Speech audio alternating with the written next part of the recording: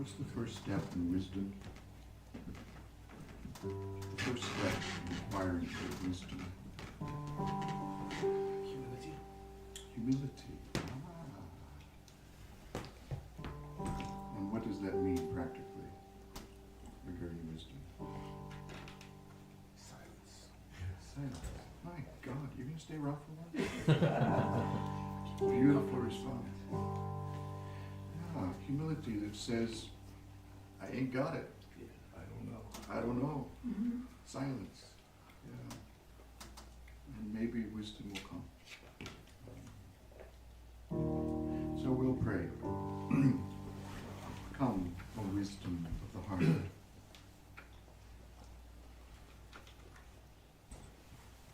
O guiding light. O guiding light. Sophia, Sophia.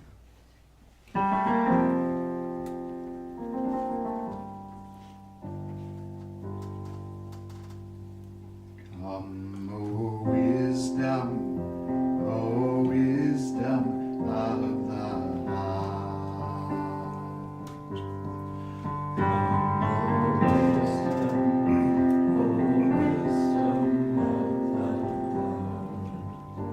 Think of yourself as a cello, or a violin, or a flute. In other words, let your singing be smooth. Come, O wisdom of the heart. Like you're this huge instrument with a bow. Okay, nice and smooth. Come, O wisdom of the heart. Come, O wisdom of the heart. To connect those sounds. Of the heart. Let it slide like slippery slope. Come, O wisdom of the heart. Come, O wisdom of the heart. O guiding light, O guiding light, O guiding light, O guiding light.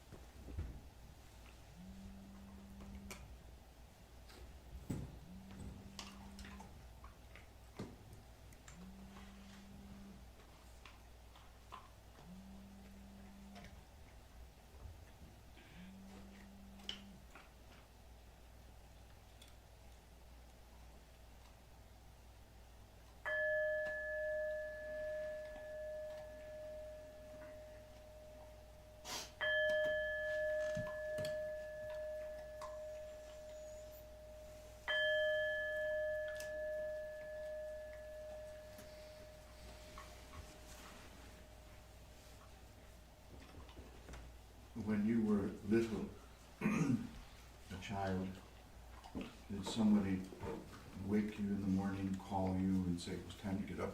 Mm-hmm. Yeah. I can still remember my mother's voice. I used to try and imitate it to her when she was alive.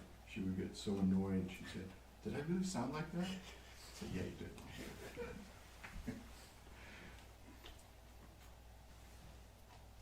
John Merrick. Do you know the name? Mm-hmm. Okay. Who is he? Yes. Sometimes called the Elephant Man. And I believe the ailment that he had was called elephantitis, something like this, where his head was enlarged considerably, and he also suffered spinal physical deformities that made it difficult for him to walk or stand. And his story is worth hearing. It's a difficult story to hear, but it's an important one to hear. And there's a great film with Anthony Hopkins, who plays his friend. So I refer you to the film to hear and see his story. At one point in the story, John Merrick is introduced to a woman in the town, and she comes to visit him. And this is an unheard of thing. Nobody went to visit him. People came to mock him, to make fun of him, but nobody came to visit him and have tea with him.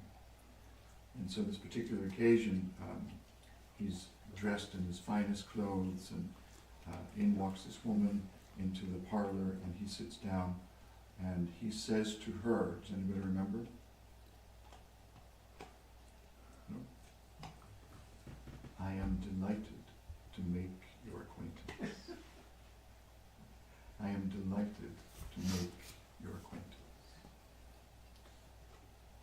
I feel like that.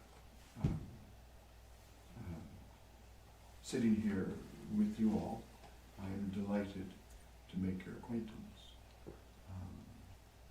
to walk with you a little bit on the journey, and it is a great privilege and a deep, deep joy to be able to do that. Tonight I wanted to share with you a little bit of the three moments in Jesus' life, and then the moment that resulted from those three moments. The first moment, as I refer to it, is Jesus' baptism. When he hears the voice that says, "You are my beloved, I delight in you." So God is singing the song of delight to Jesus, and Jesus says, "Yes, I am your beloved, and you do delight in me. I am delighted to make your acquaintance." Now, the second moment is in the desert, the sensory deprivation place, the place of suffering. And there, the words become slightly different. The words become a question, not a deep affirmation, but a question. Am I God's beloved? Does God really delight in me? Look at me, I'm in the desert, I'm hungry, I'm thirsty. There's nobody here. Why am I doing this? Am I really God's beloved, or I'm just a Looney Tune? It becomes a question. That's the second moment. And by the way, this pattern is typical for many, many times in our lives when we discover something profoundly important. And the very next moment we question it. That's normal. That's what we do. The third moment is when Jesus emerges through that question and says with even deeper affirmation, "Yes, I am God's beloved, and I'm going to live that in the world." That's the third moment. And then we saw, one of the first encounters Jesus has in his hometown, right? Where everybody said, "Yay, Jesus, we just love you to death, let's throw a party." Well, they did throw a kind of party. They intended to throw him off a cliff when he announced who he was. That also happens, because it's hard for people to see you, who you really are. It really is difficult. Hopefully nobody will attempt to throw you off a cliff, but be prepared. That's the moment when Jesus enters the world confident of who he is and deeply assured of not only who he is, but what he wants to is called to do. And he launches into it. It's okay, sweetie. It's all right.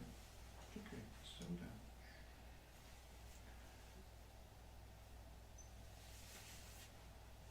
So those are the three moments. I am God's beloved. First moment. Am I God's beloved? Second. Third moment. Yes. I am God's beloved, and I'm going to have at it.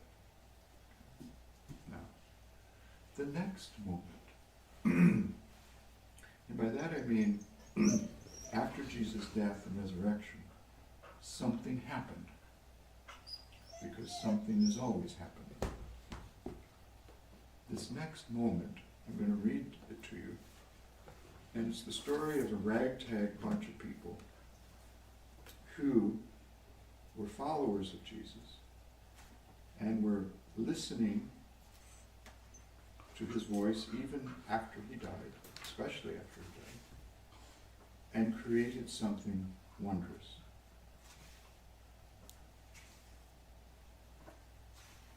This is from the book of Acts, A-C-T-S. And it's the story of the very first Jesus community, you could say. And the beginning is from, and the first passage is from Acts chapter 2. And here's what it says.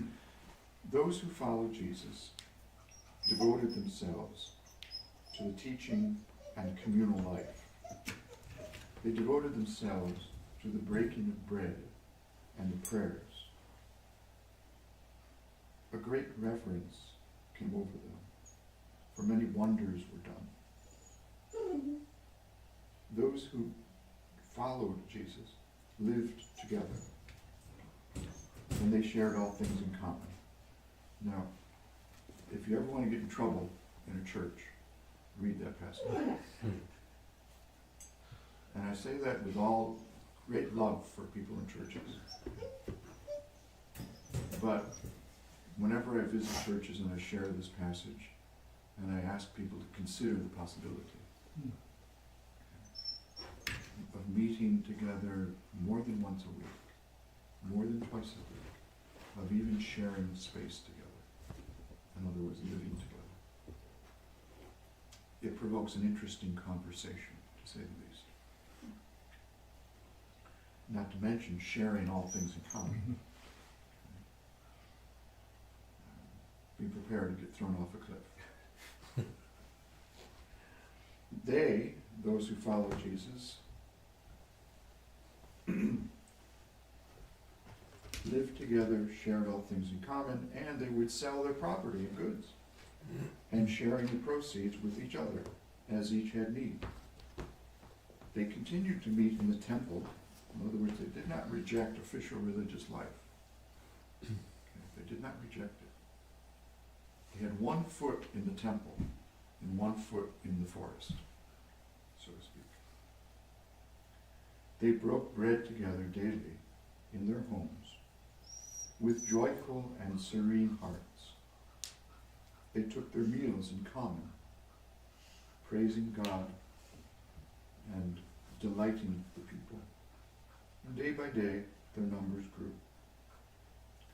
Now that's in Acts chapter 2, the end of the chapter. Anytime in a sacred text where there is a repetition of an event, story, pay attention. It's significant. So these very words are said again, not exactly, paraphrased, but I'll read it to you. In chapter 4. Chapter 4, it says this. Now the community of those who followed Jesus was of one mind and one heart. That sounds like an interesting way to live, doesn't it? How do you do that? None of them claimed anything was their own. Rather, everything was held in common. There was great power from the resurrection of Jesus Christ. There were wonders done, and there was great respect given. And there was nobody who was needy among them. For those who owned property or houses would sell them and give the money to the community. It was then distributed to any who might be in need.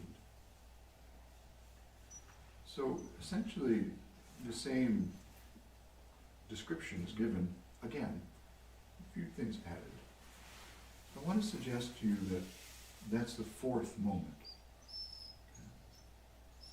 After Jesus' death and resurrection, the Spirit, the Holy Spirit, descends, moves, transforms a little ragtag bunch of people. And they begin to live in a very different way. Economically, philosophically,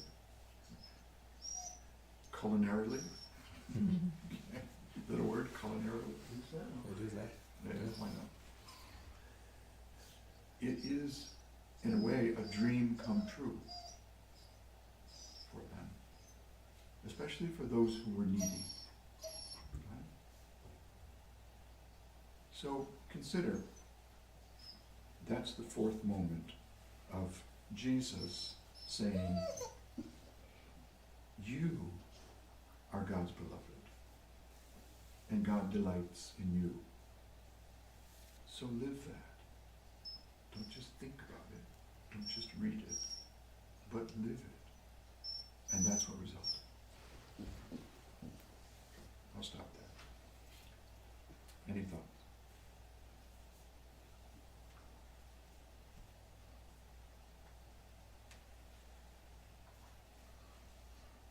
I think that's one of the things that convinces my logical brain that what was happening there was true because of the effects it produced like that. That people just don't decide to change and be decent human beings and share everything together.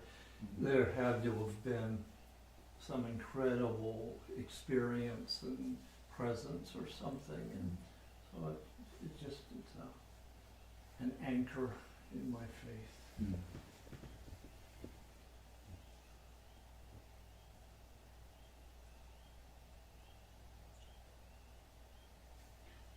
Did they go beyond being decent human beings? Yeah. Yeah. Because, you can be a decent human being by dropping a couple bucks in the Salvation Army Yeah. bucket, right? And if you read the one sentence about something about how they lived in love or something, I forget. One heart and one mind. Yeah, that was it. Yeah. So moving to that, I have not seen happen real often. Yeah. So maybe beyond decent Yeah. human beings to delightful, delicious human beings. Already. To me, it sounds like they joined a new family. Yeah.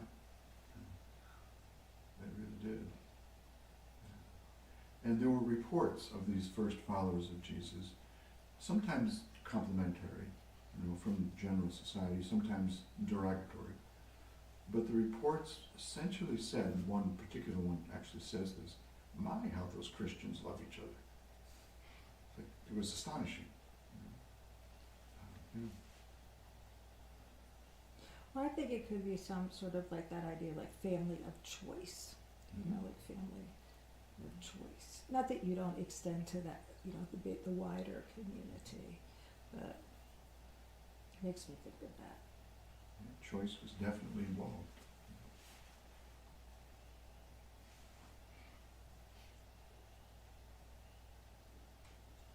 Any other thoughts?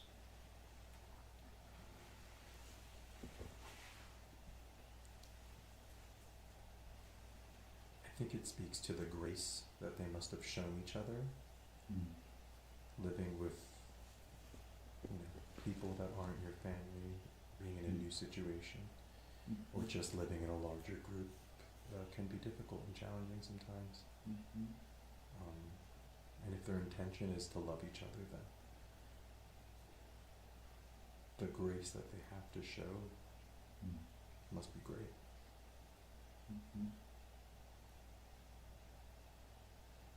These are the interesting words we're using tonight that I don't often hear on CNN. Not that I watch CNN very much, but you know, humility, grace. Where are those words in the public discourse?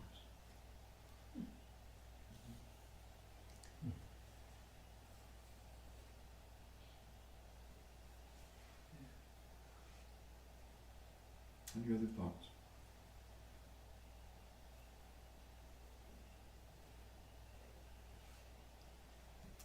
Okay. Good luck with that. I'm close with the song.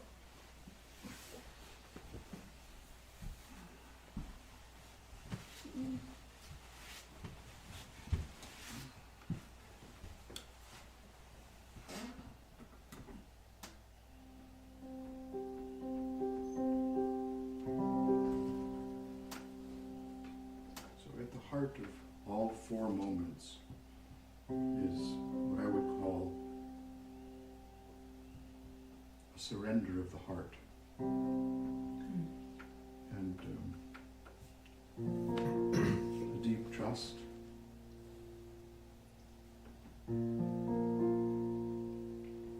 To the source of that life, God.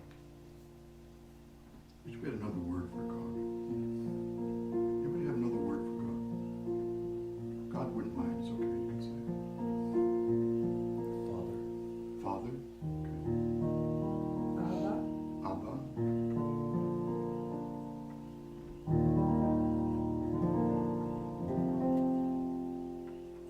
whatever your word is, surrender to that source of love is key. Adoramus te. We adore you. We surrender to you.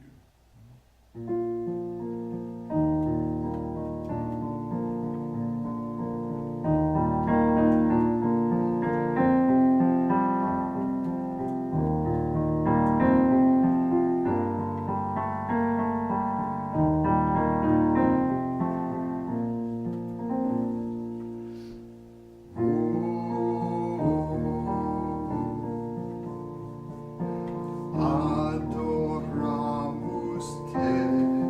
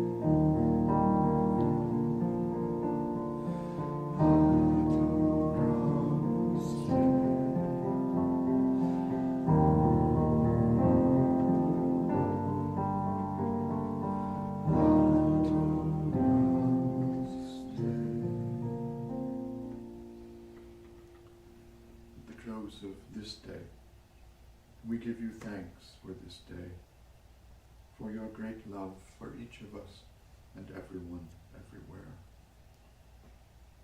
We're grateful to have lived this day in silence and song, and work, play and rest, good food, good conversation. Lead us and guide us in creating the life that is not understated.